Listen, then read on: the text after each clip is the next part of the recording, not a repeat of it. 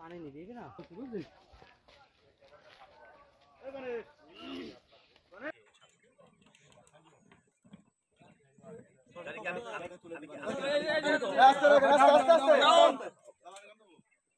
পেয়েছি সাথে সাথে আমরা ইউনিয়ন পরিষদের যে কত সদস্য গ্রাম পুলিশ সহ আসার পরে স্থানীয় যারা ছিল তাদেরকে তাদের সহযোগিতা এবং তারা অলরেডি বনের ভিতরে আগুন নিবানোর কাজেও ব্যস্ত ছিল। মহিলা পুরুষ এবং এই যে সুন্দরবনের ফরেস্ট অফিসের জিপিআর টিমের সদস্য তারা ওই যে কলসি বালতি এগুলো সহকারে তারা যতটুকু সম্ভব ততটুকু অগ্নিকাণ্ডের নিবানোর কাজ সন্ধ্যার আগ পর্যন্ত চলতেছিল।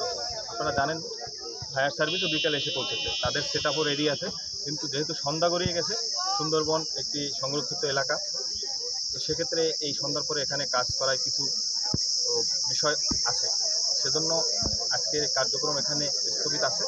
আমরা আগামীকাল ফজর নামাজের পর থেকে ইনশাল্লাহ আমরা আমাদের প্রশাসনিক সহযোগিতা সহ স্থানীয় নেতৃবৃন্দ এবং স্থানীয় জনগণ আমরা একটি সকলে মিলে একটি সমন্বিত টিম গঠন করে আমরা সকালবেলা সেই কাজটি সম্পাদন করব।